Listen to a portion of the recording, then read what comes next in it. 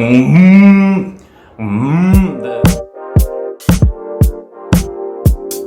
guys, welcome to my channel. I'm Ben. Today we're going to be talking about one of my favorite rock bands of all time, Third Eye Blind. They released a new album entitled Our Band Apart. Very excited about that. I've heard the album once or twice.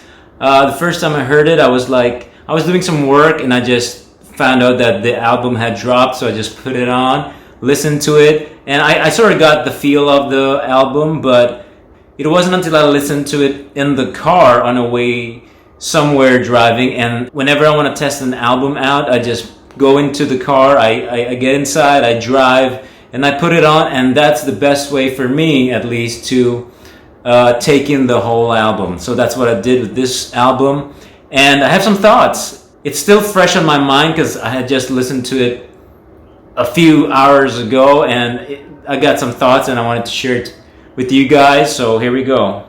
A little disclaimer here. I mean, I've been a huge Third Eye Blind ever since the late 90s when I was in high school or something, and whenever I think about top albums of all time, this album is always there. It's in my book, it's in my list. I love this album so much, and it's one of the reasons I love Third Eye Blind and Steven's musicality, Steven's ability to write poetry and transform it into music is one of the highlights of the band, and that's why I love him. Till this day, the song, The Background, I revisit it so many times, and it speaks volumes to me, and I love them. Another favorite of theirs that in my book is criminally underrated is Out of the Vein. This is a fantastic album, one of my favorites. I listen to it so many times.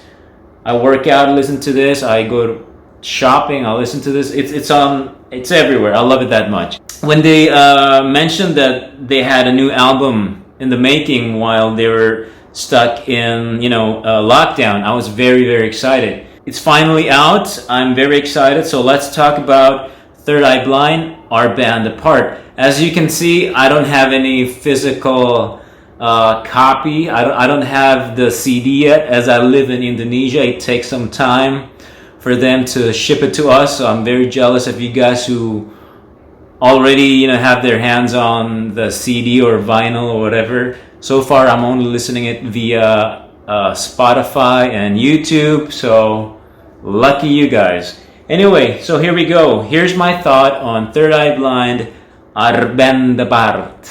I'm gonna go and discuss this, track by track, because I just want to talk about it that way. And please, before we go into it, I just want to say I'm no music critic. I'm just a fan, and again, this is just my opinion. It may be different to yours, and I think that's okay. And even my opinion now, it might change, because this is just usually when you listen to an album, you need to listen to it like 3-4 times to really get an idea. I mean, if you heard it the first time, there might be something that you have missed, and so on and so forth. So it might even change. You should ask me in a year or so.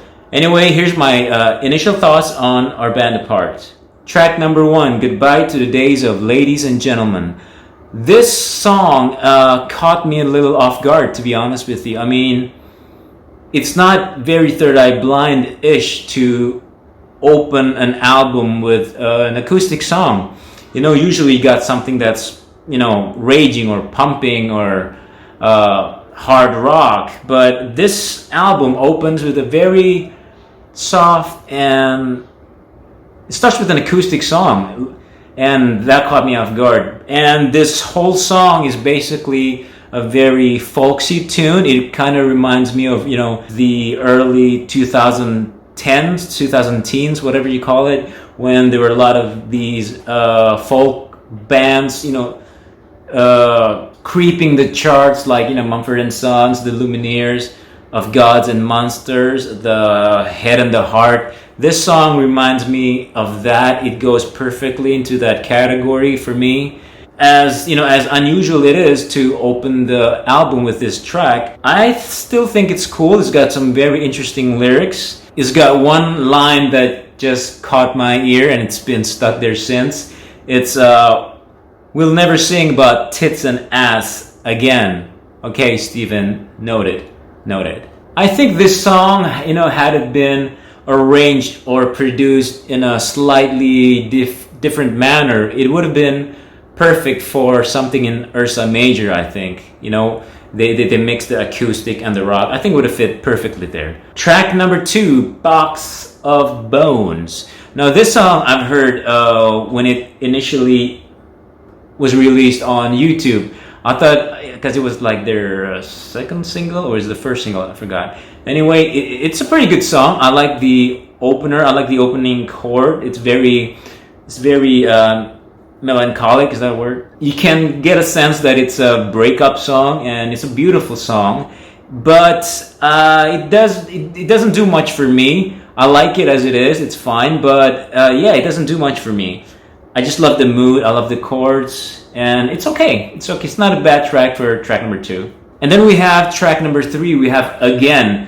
Now this song, I think, is the most commercial sounding song so far on the album. It's got that energetic, upbeat guitars, and it's something that you would normally hear on the radio for sure. So it's no surprise that they chose this as a single, because it's something that you would hear on Spotify or recommended music songs on YouTube or whatever. It's very catchy, it's very contemporary, but I do have a little bit I have a thing. When I listened to the song, I heard a female vocalist, and it just strikes me odd that Steven would invite this woman on this record, and you don't really hear a lot of her vocals. And I think if you had incorporated her vocals into the song, maybe like do it's very windy outside.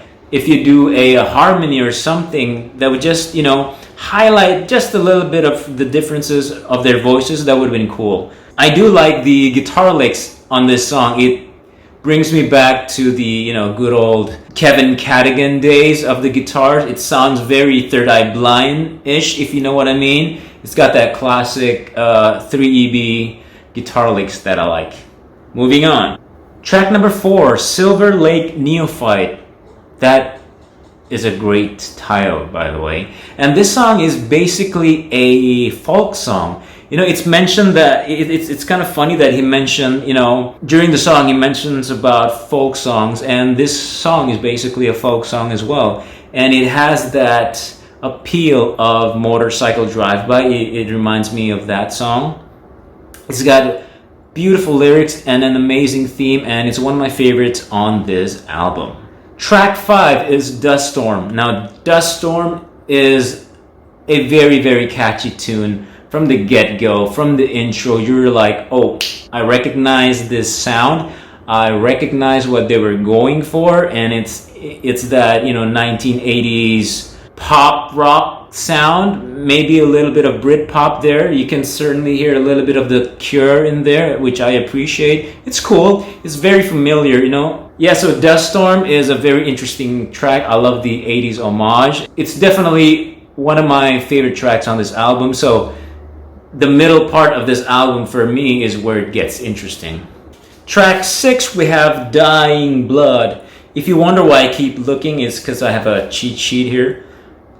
I wrote some notes, and I wrote them down, because if I don't do that, I'll forget it. So I wrote them down. All right, so we got Dying Blood, which is such a banger.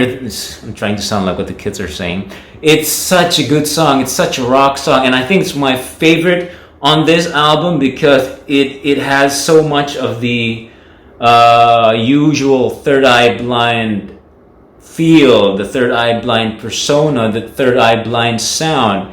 I love it. I love it so much. And I think that the Dying Blood has this potential to be a total rocker. When you hear it live, I bet it's gonna, bring down the house. It's gonna sound amazing. I have a feeling that this song is gonna be one of those stadium songs, with a when you chant, it's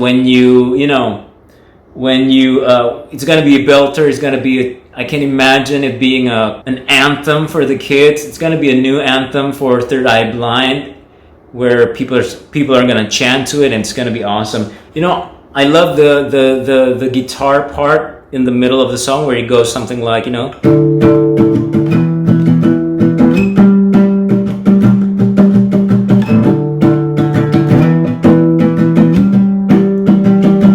I love that part. And the end, when it has this animalistic sound, sounds like an elephant or something. Then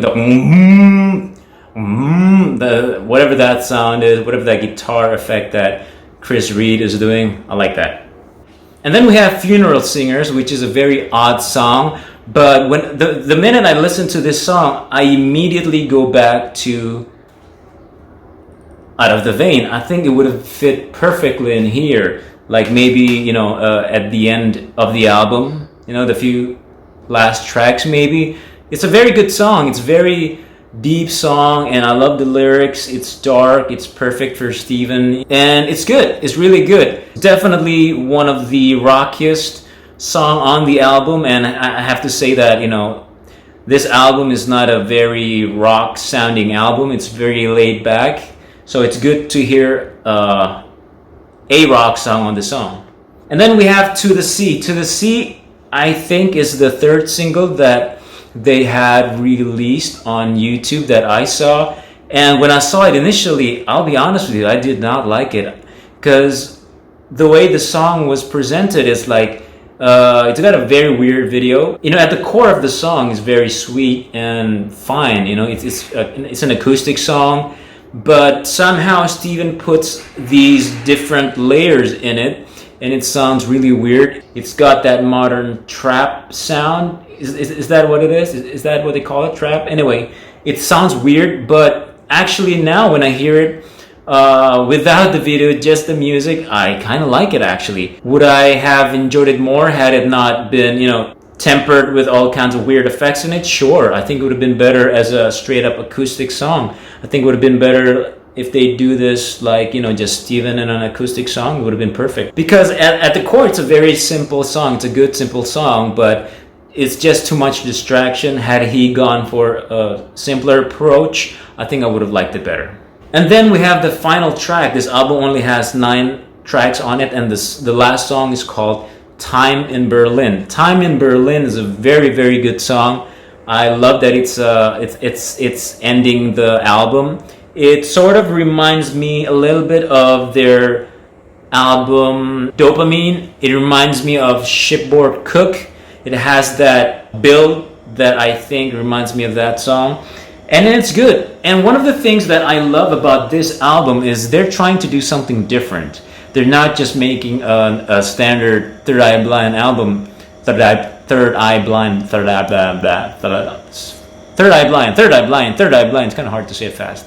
They got that, you know, they're trying to do something different. And you can tell from this album that they're bringing horns. You got horns, you got trumpet, you got pianos. And I know they've used piano before, but on this album, they really embraced the piano. And I love it. It sounds great. One of the lyrics that I love that Steven wrote is, I'm going to read it. Everyone needs to be seen. There's no growing in the dark. Now that's a fantastic message. I like that he's singing about stuff that is more mature on this album. You know, he's still Steven. He's still writing those naughty lyrics, those dirty lyrics mixed with his, you know, slightly messy attitude, cocky attitude, and it's still Steven Jenkins, but it's totally, he's a little bit more mature. He sings about different things now, and it's beautiful. It's still the same old chaotic, poetic Steven Jenkins. One of the best lyrics on the album is from Dust Storm, and it's the only thing I know is how we hold each other right now. And seeing as he wrote this in lockdown during the pandemic, you know, that's beautiful. If you could sum up the whole album in just one single line, that would be it. That would be my takeaway. It's very positive. So thank you, Steven.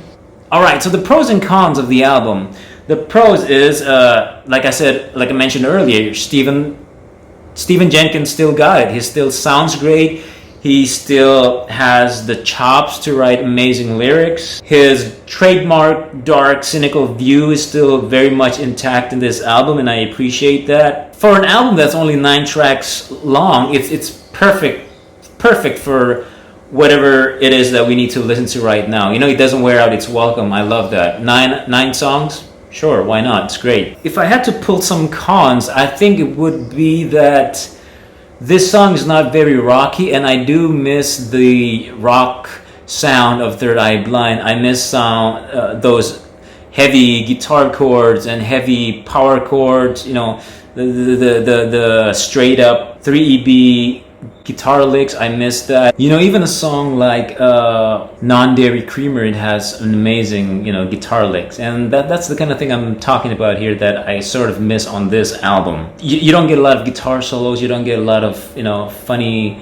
quirky guitar licks here, and I miss that. It's very much straightforward, you know. There's nothing outside the box guitar wise. And I guess some of the songs like I mentioned, Time in Berlin or something, like the arrangement, it's pretty straightforward. There's nothing different. I mean, a few of these songs could have been perfectly fit in Dopamine, I think.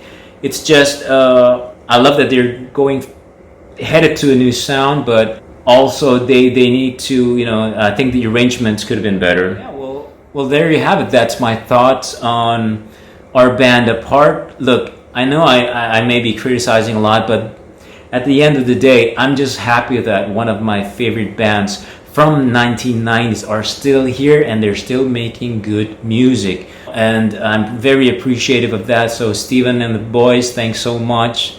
And I hope you guys keep making music, because I'm going to keep buying, I'm going to keep listening, because I'm a big fan. So there you have it, guys. That's my thought on Our Band Apart. I want to hear what you guys think. Did you guys like the album? To the fans who've been here since the beginning, are still listening to their new stuff, what's your take on it? Let me know in the comments. And if you're new here, I want to say thank you for being here.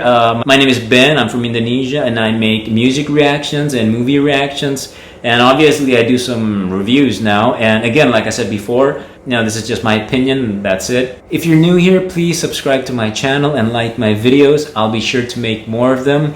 And to those who have been supporting me, you know, to those who have been subscribing to me and liking my videos and watching them, I want to say thank you very much. It means the world to me. I think this is fun for me. I like sharing my thoughts to you guys, and because I basically am I'm an introvert. So when I talk to you guys via this platform, it just makes me happy, you know. And I'm also practicing my English, so that's another bonus. So anyway, that's my thoughts, and thank you for watching. I'll see you next time. Cheers.